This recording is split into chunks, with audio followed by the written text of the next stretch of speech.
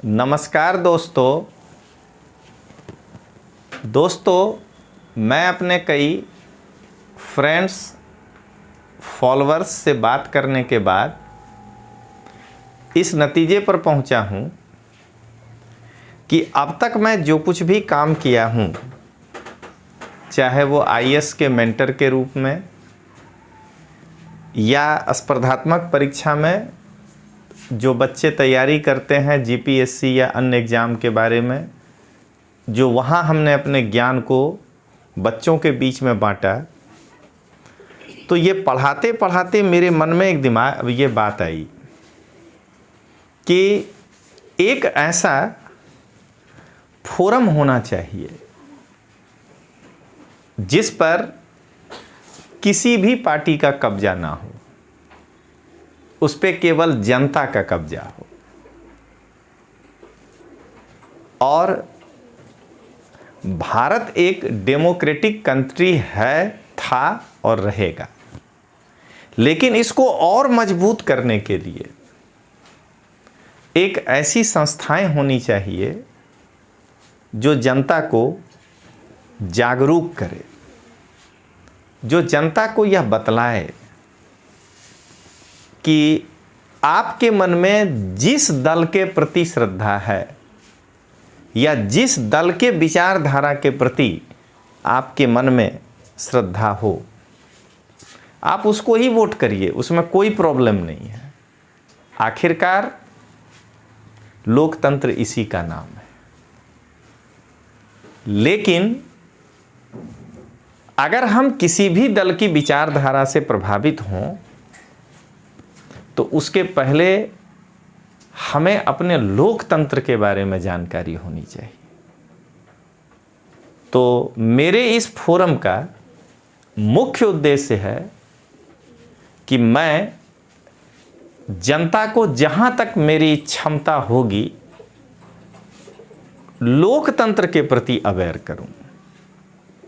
अभी मैं सारा प्लान आपको इसके साथ बताता हूं कि मेरा आगामी प्लान क्या है, क्योंकि हमने लिखा ही है मेरे अगले कदम की घोषणा। तो यह सोच करके यह एक गैर राजनीतिक मंच है जिस पर मैं आपको प्रॉमिस करता हूं, जैसे हमने एक इसके पहले यूट्यूब चैनल बनाया था, वहां प्रॉमिस किया था, उसको फॉलो किया हूं कि इस पर किसी भी राजनीतिक दल का कब्जा नहीं होगा। इस पर जो बातें होंगी वो तटस्थ होंगी, संविधान के दायरे में होगी, और एकमात्र ही उद्देश्य है इस मंच का कि अब इसके बाद जो भी चुनाव हो देश में, तो पब्लिक को जिस दल को वोट देना है वो दे, लेकिन वोट देने के पहले उनके मन में क्या क्या विचार आने चाहिए कि इस आधार पर हमको किसी को वोट देना है। यह सोचकर दोस्तों हमने लोकतांत्रिक आवाज नामक एक संस्था का गठन किया है। आज ये संस्था YouTube और Facebook तक सीमित है, लेकिन ये वहाँ तक सीमित नहीं रहेगा। अभी इस संस्था में मेरे साथ कदम से कदम मिलाकर काम करने के लिए श्री रोशन पटेल जी मेरे साथ जुड़े हुए हैं। आज फर्स्ट डे था, उन्होंने कहा कि सर आप ही ये कर लीजिए, वरना वो भी मेरे साथ हैं। श्री जयेश भाई लालानी मेरे साथ हैं, परेश डांगर मेरे साथ हैं, ऋषभ पटेल मेरे साथ हैं। मतलब ये समझिएगा कि यह संस्था मैं अकेले नहीं रन कर रहा हूं दोस्तों। इसमें अभी फिलहाल इतने लोग जुड़ चुके हैं कि इसको एक संगठन कहा जा सकता है, ऑर्गेनाइजेशन कहा जा सकता है। तो यदि आप भी इस मुहिम में शामिल होना चाहते हैं, क्योंकि अल्टीमेटली लोकतंत्र का अर्थ क्या है? जनता का राज।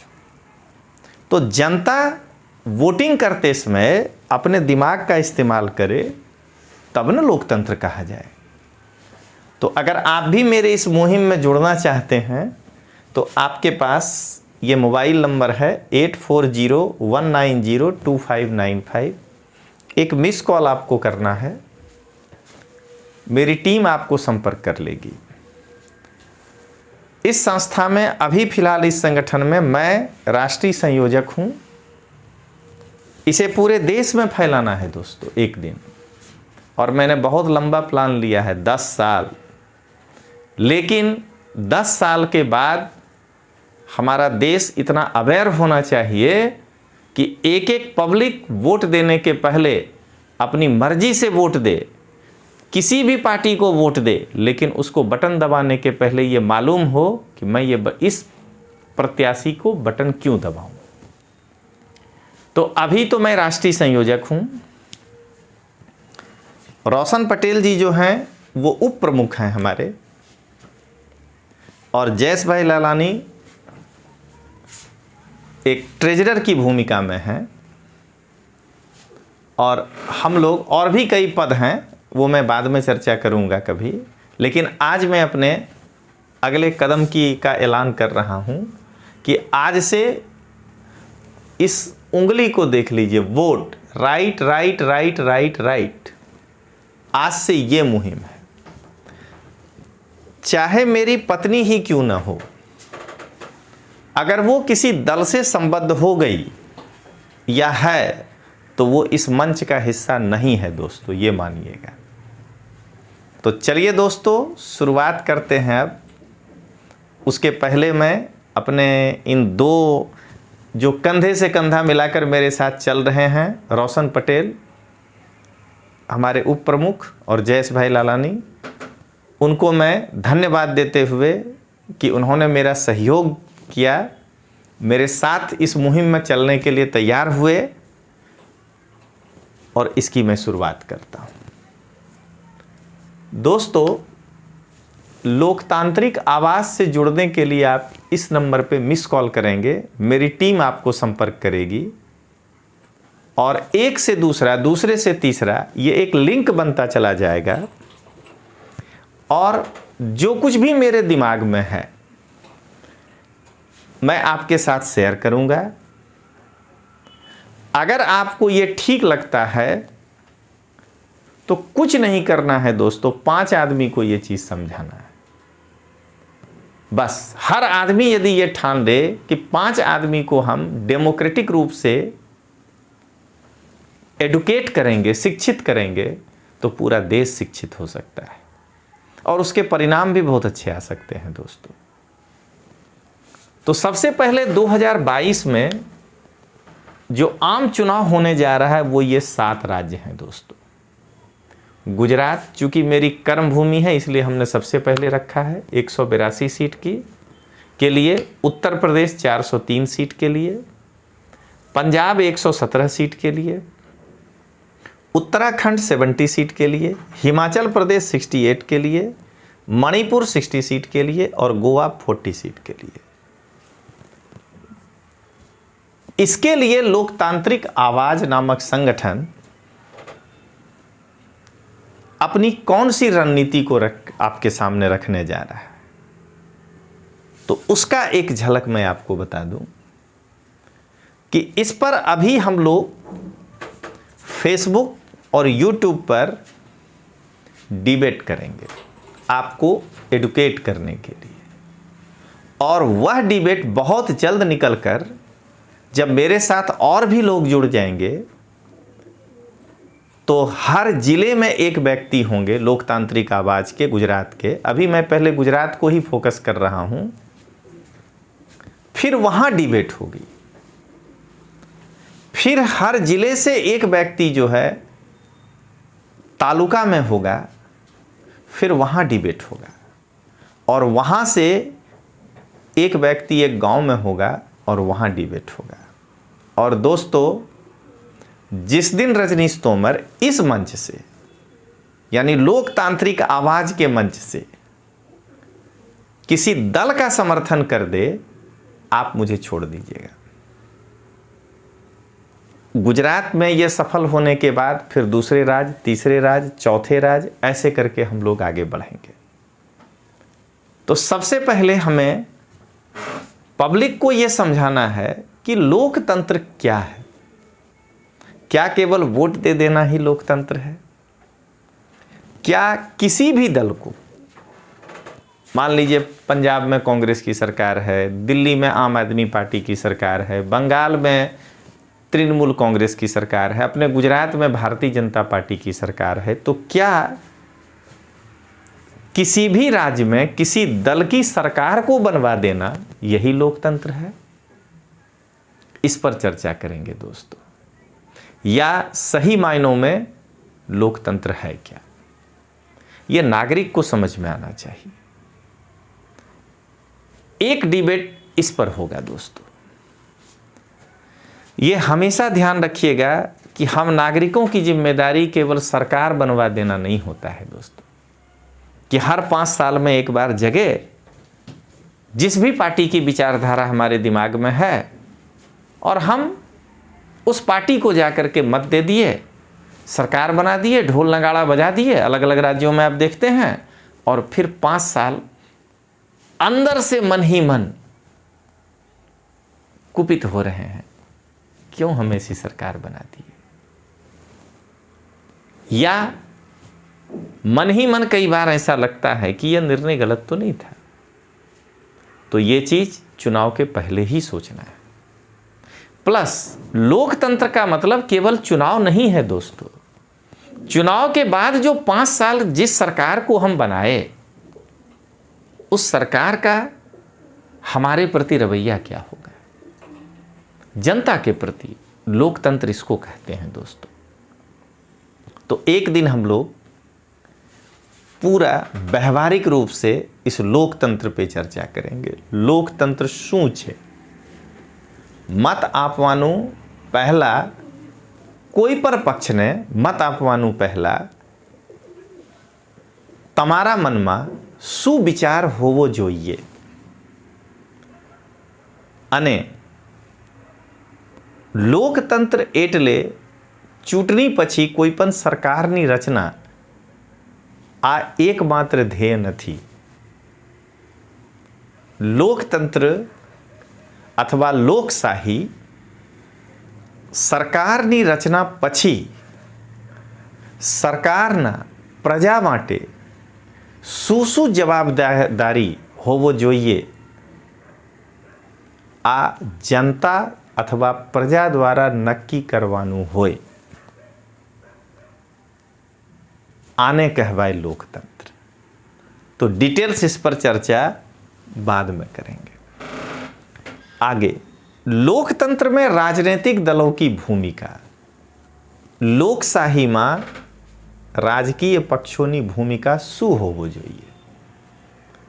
क्या लोकतंत्र में राजनीतिक दलों की भूमिका केवल सरकार बनाना उद्देश्य होना चाहिए, या राजनीतिक दल यदि विपक्षी दल है किसी भी राज्य में तो केवल और केवल उसका काम विधानसभा का बायकॉट करना होना चाहिए, या लोकसभा में विपक्षी दल का बायकॉट करना होना चाहिए? क्या सत्ता पक्ष को विपक्ष के साथ बैठकर बात नहीं करनी चाहिए? एक राजनीतिक दल का दूसरे राजनीतिक दलों के साथ जिस प्रकार से बहुमत नहीं प्राप्त होने पर 2 राजनीतिक दल करीब आते हैं, कोई भी जो समान विचारधारा का है, तो उसी प्रकार बहुमत मिलने के बाद भी इस लोकशाही को मजबूत करने के लिए अलग अलग राजनीतिक दलों की क्या भूमिका होनी चाहिए और अभी क्या है, इस पर दोस्तों एक बार चर्चा करेंगे। और यही चर्चा संगठन बनने के बाद, इसलिए मैं आपसे अपील कर रहा हूं कि आप मेरे साथ जुड़िए। यही चर्चा जिला, तालुका, गांव स्तर तक होगा। दोस्तों मैं पूरे 8 महीने से विचलित हूं, या 10 महीने से, कि हम कहां जा रहे हैं। मतलब कहां का मतलब, मैं किसी सरकार की आलोचना भी नहीं कर रहा हूं और प्रशंसा भी नहीं कर रहा हूं। जनता के मन में इतना गुस्सा क्यों है, लेकिन फिर वही जनता वोट भी किसी न किसी दल को ही देकर आता है। और फिर उसी दल के विरुद्ध हो जाता है। ऐसा क्यों है? क्योंकि उनमें अवेयरनेस नहीं है। इसके लिए हम सारे दलों के साथ मिलकर मैं यात्रा किया दोस्तों। कई पार्टी के नेताओं के साथ मैं मिला, बात किया, जिला अध्यक्षों से बात किया, तालुका अध्यक्षों से बात किया, विभिन्न डिफरेंट दलों के, किसी एक दल की बात मैं नहीं कर रहा हूं। और अंत में मैं इसी निष्कर्ष पर पहुंचा कि मुझे अभी सभी राजनीतिक पार्टियों को जय श्री राम, अभी मुझे नहीं जोड़ना है, कोई भी दल हो। क्योंकि आगे मैं बताऊंगा कि उनमें लोकतंत्र का अभाव है। कोई भी पार्टी हो दोस्तों, अभी मैं बताऊंगा। अब आइए, राजनीतिक दलों में नेतृत्व की भूमिका क्या है। किसी भी पार्टी में अगर उसका मुखिया सही होगा तो उसके एक एक कार्यकर्ता उसके लिए जी जान से काम करेंगे। लेकिन वह मुखिया, वह लीडर अपने कार्यकर्ता के प्रति कितना पारदर्शी है, अपने कार्यकर्ता के प्रति कितना अकाउंटेबल है, नेतृत्व, या उस राजनीतिक दल के द्वारा यदि किसी को भी राजनीतिक नेतृत्व प्रदान करते हुए मुख्यमंत्री का चेहरा या प्रधानमंत्री का चेहरा बनाया जाता है तो उनके नेतृत्व की भूमिका, उस नेतृत्व को भी देखकर जनता वोट देती है। क्या यह योग्य है या नहीं, इस पर भी चर्चा करेंगे दोस्तों। क्या हम अपने लोकतंत्र में किसी एक व्यक्ति को देखकर वोट कर दें तो सही है, या उस दल में जो प्रत्याशी हैं सबको देखने के बाद ओवरऑल हम अपने एरिया के प्रत्याशियों को देखें कि वह मेरे लायक है या नहीं, फिर हम मतदान करें। इस पर चर्चा करेंगे दोस्तों। फिर राजनीतिक दलों में लोकतंत्र, दोस्तों इस पर तो बहुत ही गंभीर चर्चा होगी, क्योंकि मुझे कहने में कोई गुरेज नहीं है और मैं इसको प्रूफ करूंगा जब इस पर आऊंगा कि डेमोक्रेसी तो किसी भी दल में नहीं है, चाहे कोई भी पार्टी हो, और उसके लिए हम जनता ही जिम्मेदार है। तो राजकीय पक्षों में लोकशाही केवी रीते लावी सकाय, उनको कैसे अकाउंटेबल बनाया जाए, क्योंकि वहां पहले लोकशाही आएगा तो ही वहां से योग्य प्रत्याशी हमको मिलेगा और तब हमको उस प्रत्याशी को चुनने में आसानी होगी। तो जनता को इस मुद्दे पर अवेयर करने का प्रोग्राम है दोस्तों। इसके बाद राजकीय पक्ष यानी कार्यकर्ता वच्चे संबंध। जैसे दोस्तों मैं एक एग्जाम्पल बताता हूं कि कई बार आपको देखने को मिलेगा कि किसी भी राजनीतिक पार्टी में एक बड़ा चेहरा, वो गायक हो सकता है, खिलाड़ी हो सकता है, पत्रकार हो सकता है, कोई भी एक नया चेहरा और बड़ा चेहरा उस दल में ला करके रख दिया जाता है। लेकिन उनका कार्यकर्ता के साथ हो सकता है वो जुड़ाव ही ना हो, क्योंकि वो कार्यकर्ता के साथ पले बढ़े नहीं। सिर्फ उनकी लोकप्रिय, या कोई रिटायर्ड आईएएस भी हो सकते हैं, अधिकारी भी हो सकते हैं रिटायर्ड, और उनको जब पक्ष जो है अचानक से टिकट दे करके किसी विधानसभा क्षेत्र में कहता है अपने कार्यकर्ता को इसके पीछे दौड़ो, तो उस समय कार्यकर्ता की मनोदशा क्या होती है उस पर चर्चा करेंगे दोस्तों। और मैं उम्मीद करूंगा कि ये नागरिक को पता होना चाहिए कि कार्यकर्ता अगर खुश नहीं है या वो समर्पित नहीं है तो कोई भी राजनीतिक दल अपने विकास के चरम अवस्था पे नहीं पहुंच सकता है। तो एक पॉपुलर चेहरा लाके खड़ा कर देने से कार्यकर्ता क्या सोचता है, उस पर हम आपके साथ चर्चा करेंगे। नागरिक जागरूकता। हमें कोई भी राजनीतिक दल, कोई भी हो, सत्ता पक्ष, विपक्ष, तीसरा पक्ष, चौथा पक्ष, वो सब चाहेंगे हमसे वोट लेने के लिए कि हमको एक दिशा की ओर मोड़ दें। यानी डिस्कशन का सारे दलों का डायरेक्शन अलग अलग होगा, क्योंकि जिनको जो सूट कर रहा है कि इन मुद्दों से मुझे इतने वोट आ सकते हैं, तो वो उन्हीं चीज़ों को हाईलाइट बार बार करेगा। तो यह अवेयरनेस पब्लिक में होनी चाहिए कि नहीं, आप तय नहीं करेंगे कि इस चुनाव में डिस्कशन क्या होगा, मैं तय करूंगा कि इस चुनाव का डिस्कशन क्या होगा। मैं मतलब मैं नहीं, we the people of India. नागरिकों में इतनी जागरूकता होनी चाहिए। नागरिक इस स्तर तक जागरूक हो कि उस एरिया का विधानसभा चुनाव लड़ने वाला व्यक्ति नागरिक से पूछे कि आप बताइए कि आपके मुद्दे क्या हैं, मैं उस पर अपना ब्लूप्रिंट रखूंगा कि जीतने के बाद मैं इस पर क्या करूंगा। ये नागरिक जागरूकता के बाद आएगा दोस्तों, उस पर भी चर्चा करेंगे। और ये सब फील्ड वर्क भी होगा। और इसमें आप खुद देख लीजिए, किसी भी पार्टी के पक्ष में बात हम नहीं कर रहे हैं दोस्तों।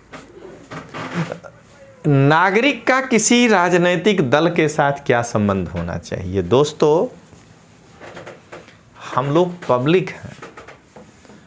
और राजेश खन्ना वो गाना गाया था, उसको याद रखना पड़ेगा कि अरे ये पब्लिक है सब जानती है। तो जब पब्लिक सब जानती है तो पब्लिक किसी भी पार्टी का अंधभक्त क्यों हो जाए। कार्यकर्ता को होना चाहिए, क्योंकि वह शपथ लिया है उस दल के प्रति समर्पण का, उसकी गलती नहीं है। लेकिन आप आज के डेट में कई ऐसे लोगों को देखिएगा जो किसी दल का कार्यकर्ता नहीं है, बट उसके साथ ऐसे बिहेव कर रहा है जैसे उसका ही वो प्राइवेट लिमिटेड कंपनी हो। हम जनता हैं, मेरे माथे पर कोई रंग नहीं होना चाहिए। देख रहे हैं ना, रंग यही 3 होना चाहिए जो भारत के झंडे का रंग है। केसरिया बल भरने वाला सादा है सच्चाई, हरा रंग है हरी हमारी धरती की अंगड़ाई। अब बीच में अशोक का चक्र ये होना चाहिए। इसीलिए देखिए, मैं कोई सिंबल किसी दल का नहीं दिया हूँ, ये we the people of India का है कि वोट के समय right right right right and right, ये होना चाहिए। मैं बार बार आज मेरे आने का मकसद यही था कि मैंने ये मुहिम तो छेड़ा, जनता के लिए छेड़ा। अब जनता के मन में है, होना चाहिए कि वो हमारे साथ जुड़ें ताकि हम लोग इसको सफल बना सकें। अब दोस्तों, तो नागरिक के माथे पर किसी पार्टी का झंडा डंडा नहीं होना चाहिए। अगर वह नागरिक है, सच्चे स्थिति में कार्यकर्ता है, तो उसको अपने दल के प्रति समर्पित होना ही चाहिए। लेकिन अगर आप नागरिक हैं, जैसे मैं अपने आप को कहता हूं, तो मेरे ऊपर किसी भी दल का कलर नहीं आना चाहिए। हमारा रिलेशन उस दल से ये होना चाहिए। इस पर पूरे 2 घंटे डिबेट करेंगे दोस्तों।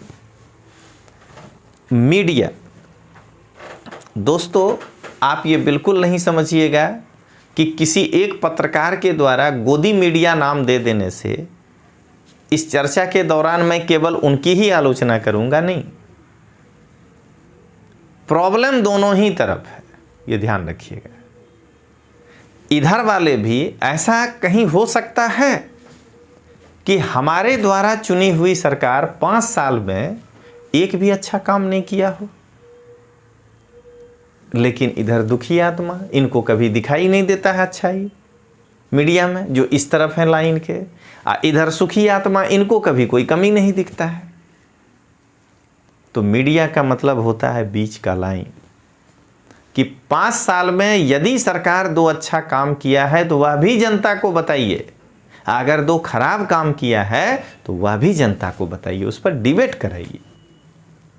लेकिन यहाँ क्या है कि अब तो थोड़े दिन में हम लोग मजाक में कहते हैं कि लोग पत्रकार से भी पूछा करेंगे कि भाई आप किस पार्टी से बिलोंग करते हैं, किस राजनीतिक दल से करते हैं, क्योंकि उनके प्रश्न आप देखिए। तो ये नहीं मैं कह रहा हूं कि किसी एक तरफ देखिए, आप दूसरे तरफ वाले मीडिया को भी देखिए, तो उनके भी मन में एक ही चीज़ भरा हुआ है, दुखी आत्मा, कि ना ये कुछ कर ही नहीं सकता है अच्छा सरकार।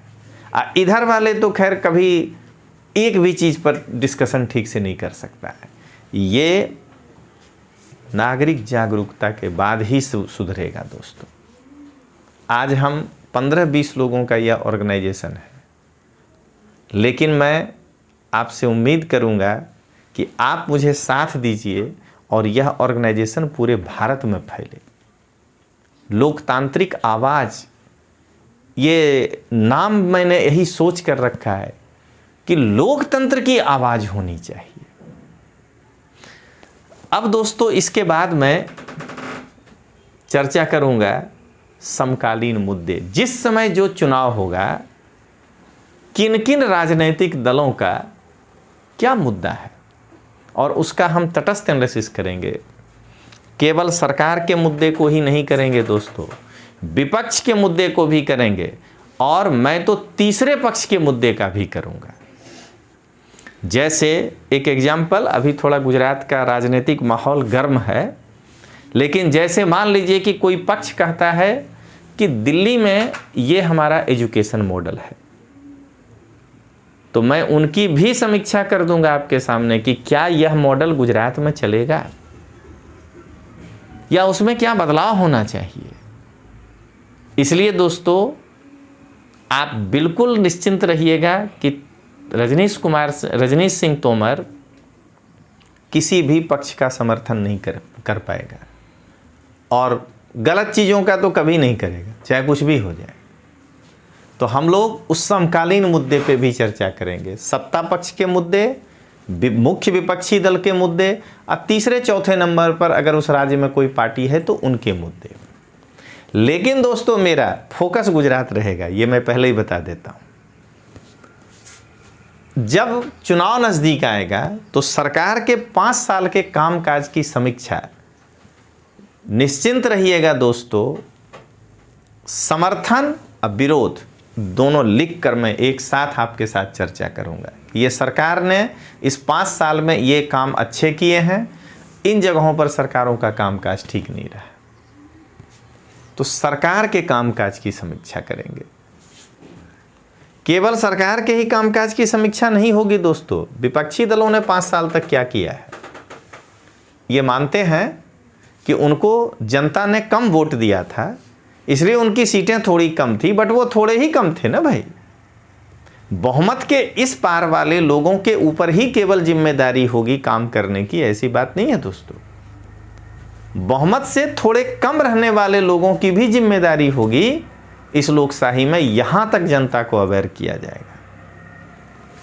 और अगर किसी राज्य में कोई तीसरा या चौथा पक्ष दावा करता है कि मैं भी सरकार के रेस में शामिल हूं, तो उनके भी कामकाज की समीक्षा की जाएगी। उनमें भी अगर कोई लीडर खड़ा है तो यह समीक्षा की जाएगी कि क्या वो लीडर इस लायक है कि सरकार जो वर्तमान में है उसे हटा देंगे, तो उसको यदि हम सत्ता का चाबी देंगे तो वो संभाल भी पाएगा या नहीं संभाल पाएगा। इस पर भी चर्चा करना है दोस्तों।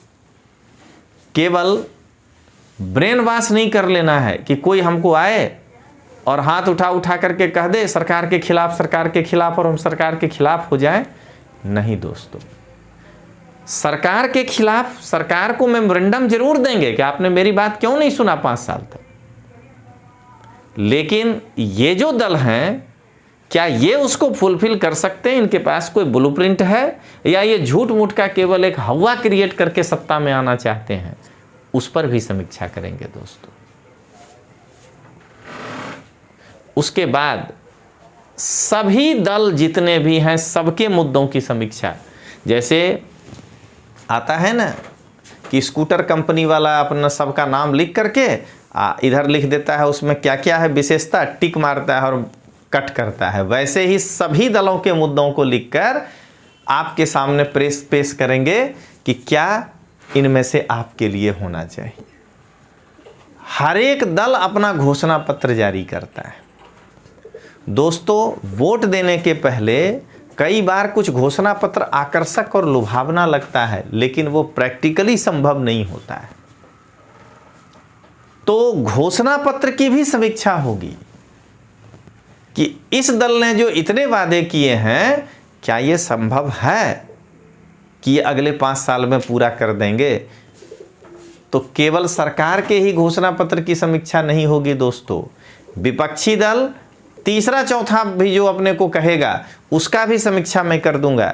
और दोस्तों, मेरे पे भरोसा रखिएगा, उसकी भी समीक्षा वैसे ही होगी जैसे सरकार की समीक्षा होगी कि आखिर हम अगला 5 साल अगर आपको चाबी देना चाहें तो क्या आप उस लायक हैं, या व्यवस्था बदलने की आवश्यकता नहीं है।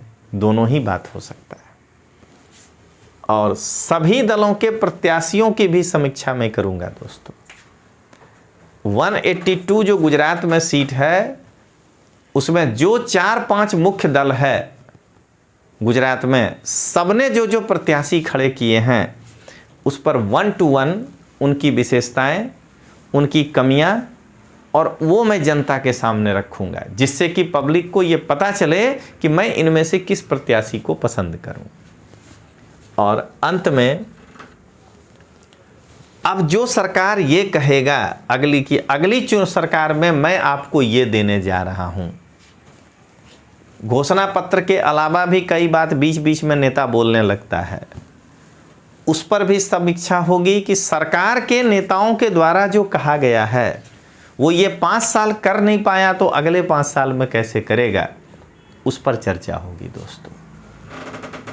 उसके बाद केवल सरकार ही नहीं, अगले सरकार बनाने के लिए अगर विपक्षी दल बीच बीच में हमको मोड़ने के लिए कोई नया दिशा देता है, उसकी भी समीक्षा होगी। और तीसरा चौथा पक्ष अगर कोई गुजरात में बनने का प्रयास करता है तो उसके भी वादों की समीक्षा वैसे ही होगी कि क्या ये कर पाएंगे या केवल ये बरसने वाले मेघ नहीं हैं, गरजने वाले मेघ हैं। इस पर भी चर्चा होगी दोस्तों। और अगली सरकार बनाने में कौन दल कितना ईमानदार है। और अंत में वोट देने के पहले आपको क्या ध्यान में रखना है, ये तक आपको रजनीश सिंह तोमर बताएगा। और उसके बाद लोकतंत्र का सही मतलब है कि बटन तो जनता ही दबाएगा।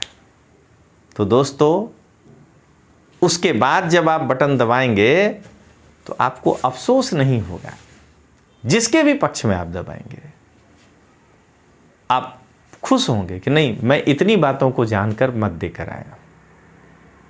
तो यही मेरे अगले कदम की घोषणा थी दोस्तों, कि मैं किसी भी दल के साथ जुड़ने नहीं जा रहा हूं। ये मैं इसलिए कह रहा हूं कि कई लोग मुझे फ़ोन पर भी कहे कि तोमर जी आप थोड़े सक्रिय दिख रहे हैं, क्या आप राजनीति करना चाह रहे हैं। तो मैं एक बात और बताना चाहता हूं कि मेरा अभी तो मूड नहीं है राजनीति करने का, लेकिन ये प्रश्न आजकल हर उस व्यक्ति से पूछा जाता है जो कुछ अच्छा करने निकलता है। तो ये बताइए कि क्या राजनीति करना पाप है, और अगर पाप है तो बाकी लोग क्यों कर रहे हैं, और अगर राजनीति बाकी लोग कर रहे हैं एक नागरिक होने के नाते तो रजनीश सिंह तोमर भी करेगा तो क्या गलती करेगा।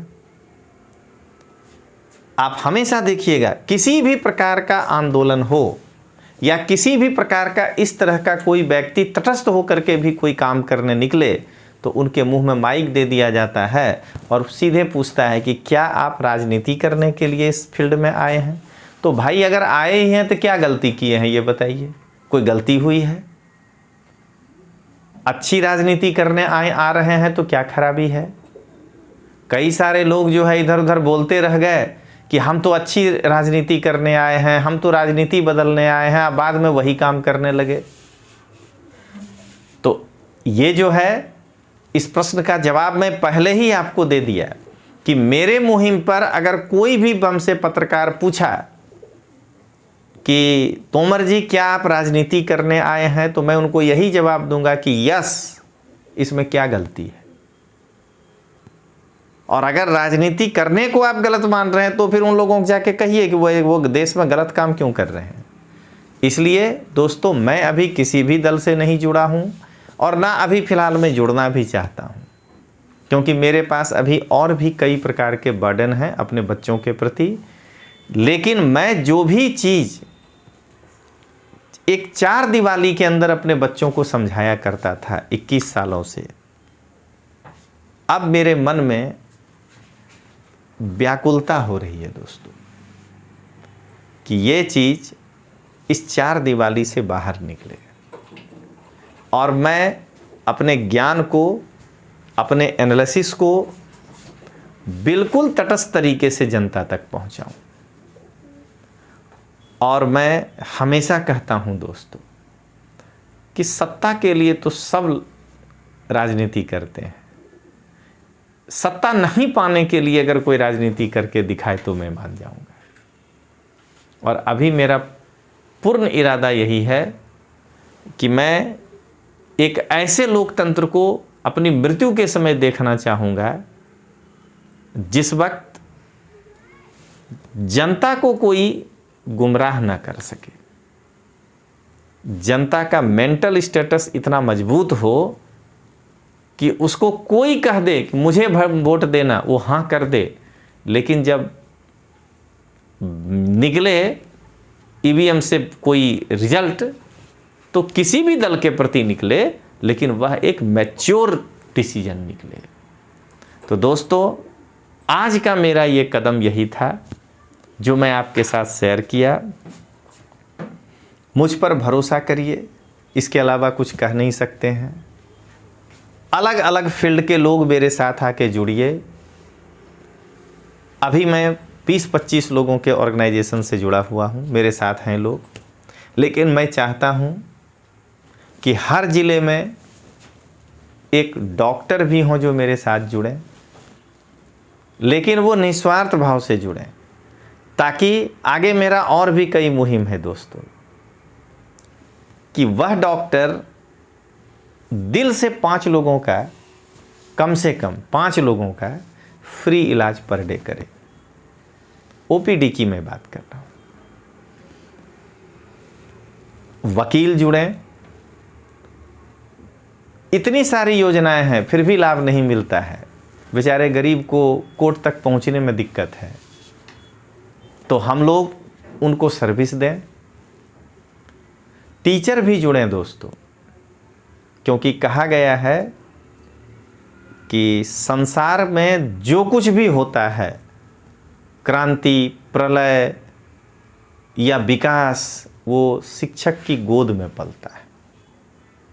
तो शिक्षक भी जुड़ें, इंजीनियर भी जुड़ें, वकील भी जुड़ें, चार्टर अकाउंटेंट भी जुड़ें, और सामाजिक क्षेत्र में जो काम करने वाले लोग हैं, मैं हमेशा कहा करता हूं कि यह काम केवल डिग्री वाले लोग अच्छा से करेंगे ये ज़रूरी नहीं है।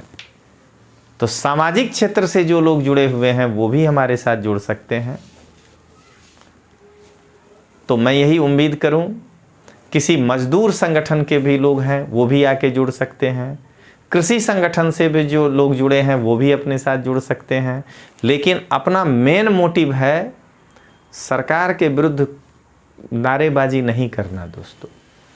इस मंच का मेन उद्देश्य है कि हर संगठन जनता को अवेयर करे लोकशाही को लेकर। जिस दिन जनता लोकशाही को समझ जाएगा, ये सभी चीजें अपने आप हट जाएंगी, कुछ करने का जरूरत नहीं। तो आज एक बार फिर मैं डॉक्टर, इंजीनियर, वकील, सीए, मजदूर संघ, खेडूत संघ, इंडस्ट्री में भी किन्हीं को यदि लगता है कि मेरे जैसे इस छोटे आदमी को मदद कर सकते हैं तो वो भी जुड़िए। तो ऐसे लोग मेरे साथ जुड़िए और हम लोग इसको मुहिम को आगे बढ़ाएं। तो एक मिस कॉल अगर जुड़ना चाहते हैं तो इस पर करने से नहीं भूलिएगा। हमारी टीम आपको बिल्कुल संपर्क करेगी।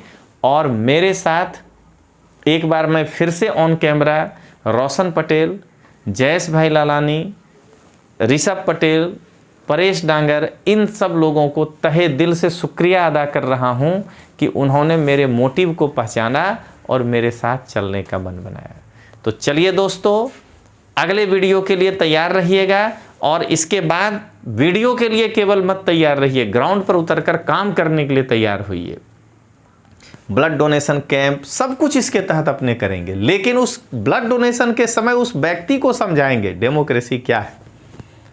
तो मिलते हैं दोस्तों, तब तक के लिए जय हिंद, जय भारत।